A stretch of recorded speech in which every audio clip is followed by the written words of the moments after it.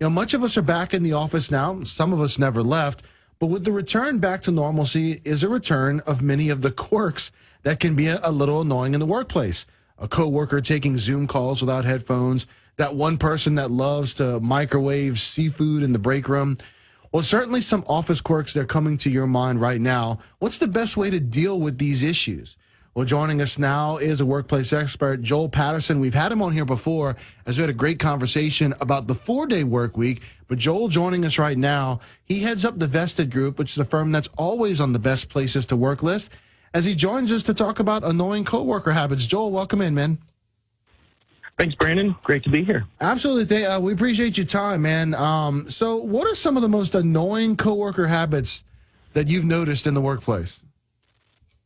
Oh, well, where do you begin? I mean, we've all worked with one of those people that, never is either too loud. Maybe they're the extremely loud typer, or you already mentioned people who do Zoom calls without headphones. Well, are taking the call on their speakerphone with other people in the vicinity. I mean, there's a million of them. I think Brussels sprouts in the microwave are probably the worst. But the funny thing is, when we shifted into COVID and everybody was working from home, I remember doing a lot of interviews around the most annoying Zoom habits. Yeah. And now what we've done is we've come full circle for those people that are going back to the office, and we're kind of realizing that some of our coworkers are more annoying in person than they were on Zoom. Yeah. So it's just another change for kind of status quo for the last couple of years. Joel, it was such a shock to the system when everything went into place and things started shutting down and people were told to stay at home.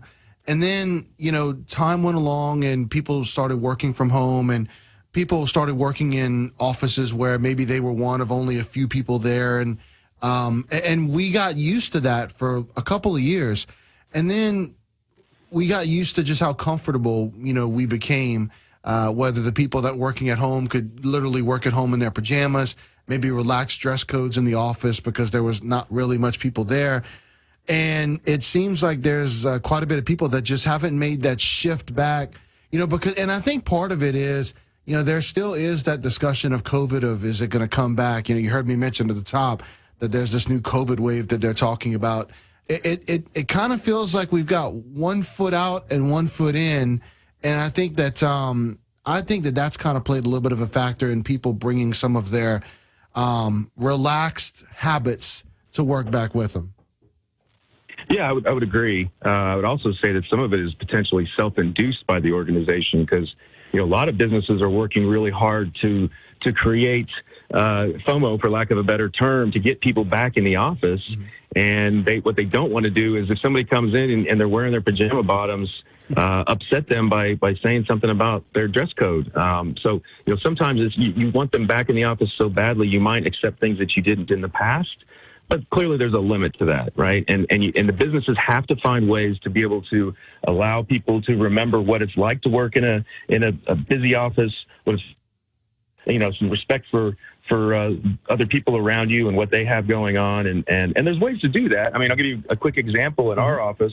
We've always been built to have a lot of people in the office. It's an open concept, one of those kind of spaces, but that can be really troublesome. And so what we have is these little red flags. They're electronic flags, but the user can set their, if it's green, feel free to come up and say something to me. If it's red, leave me alone, don't talk to me. And those work great, and just little tools like that really make a difference for people to get them comfortable that they still, maybe they're around more people, but they still have their own sense of privacy so that they can get focused on the work that needs to be done. Now, Joel, I'm curious, when you say an open concept, what do you mean by that in the workplace?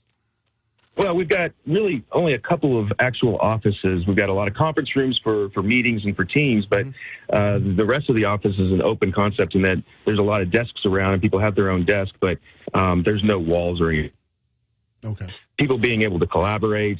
And, we do have people that are here off and on, so we don't have a full office every day, but clearly there's enough people here typically that you've got to remember that there are other people here. I think when we've been sitting at home for a year, you get really comfortable doing whatever it is that you do when other people aren't around, and sometimes you might find yourself forgetting that. We're talking with workplace expert Joel Patterson, who heads up the Vested Group. So, of course, there's the new problems that we talked about coming off of the COVID shutdowns. But then there's those old, more common workplace issues that are coming back as well, such as taking credit for someone else's work, people not doing their work. There were some interesting complaints that were made about coworkers in a recent study. But the top one was something that I find that we have a problem with, whether it's our day-to-day lives, whether it's in the workplace. It's interrupting. 48% complained about people interrupting each other. Isn't that, and you would think through Zoom, through doing more video conferencing, interrupting is even worse because it throws the whole flow of the conversation off. You'd think that we would have learned something, but I think that's something that's just so ingrained in a lot of people that you're never going to get past it. And you got to remember too, from a business perspective, when people leave jobs, if they're, unless they're leaving for a career change, when they leave jobs because they're disgruntled people, not because of a thing or a process, it's typically because they don't like their boss, or maybe they have an annoying workmate. I mean, all of these things actually matter. And so as we're getting back into the office and you see these lists and you see things that are just sort of normal interacting with people, it just goes to show how important the small stuff is. And if you can really execute on the detail, on the simple things, everything else kind of falls in place. But it still comes back to just treating each other with respect and recognizing that you're not the only person in the room. It's all just kind of typical manners when you get down to it. Well, and that's absolutely right. Now, if you're noticing someone, making consistent etiquette violations, some of the things that we've talked about, people that are doing things that are just kind of over, going past that line that we talked about earlier, what would you recommend as someone who's a leader in the workplace? What would you recommend to that employee on how they should handle it with their boss? Yeah, they need to make sure that if you do feel threatened in any way, I mean, politics is a great one. People get really upset if you're wearing a Trump shirt or a Biden shirt. I mean, it doesn't make any difference. It's anytime things that should stay outside of the business or things that, interrupting or other kind of interpersonal things that get in the way, you've got to make sure that you're consistent. That's the most important thing. I always encourage people, go have a casual conversation with this person and make sure that they understand that their behavior is upsetting the general atmosphere.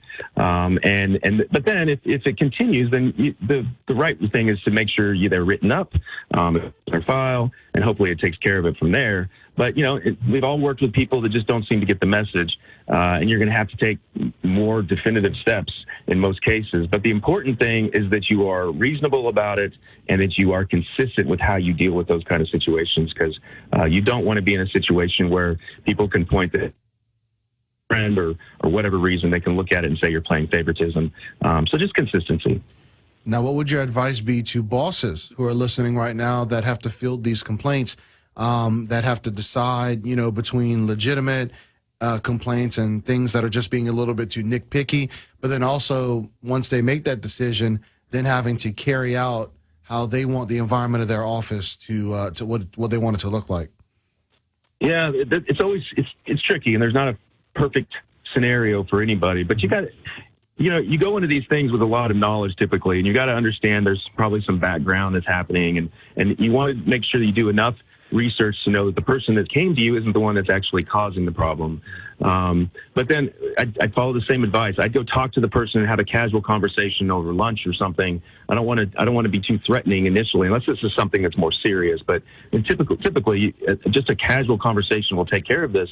But or what was said. Because if you are found that, I just ignored this person because I thought they were just making it up or whatever, that's not appropriate. Make sure that you do the adequate research, that you got the information, and then start small. See if you can deal with it that way. And if not, then you go the normal route of writing somebody up. We've been speaking with Joel Patterson. Again, he heads up the Vested Group, as we've been talking about some of the top complaints about coworkers. Before we let you go, is there an interesting one that comes to mind that we haven't talked about yet? Maybe one of the more interesting complaints that you fielded in your time in management of something someone was doing in the workplace, that just something that you don't hear every day? Well, there's plenty of them that I can't repeat on the radio that you wish would just disappear. But The most interesting ones. So a lot of times we've done this actually, where we have as a way to get people in the office, allow people to bring their dogs in. And recently, I've been exposed to kind of an argument between people about whose dog actually had the accident. Oh, God. So we've had multiple times where people are pointing fingers at each other, and we're like, okay, maybe we should step back from this. It's a great idea, but in practicality, maybe there's one dog a day. Yeah, there's so much that can go wrong with, and I love dogs, but man, there's so much that can go wrong when you get two or more dogs in a room at the same time. There is no doubt about it. Joel Patterson, man, look, always enjoy having you on. Thank you so much for your time. We appreciate it. Thanks, Brandon. Have a great day.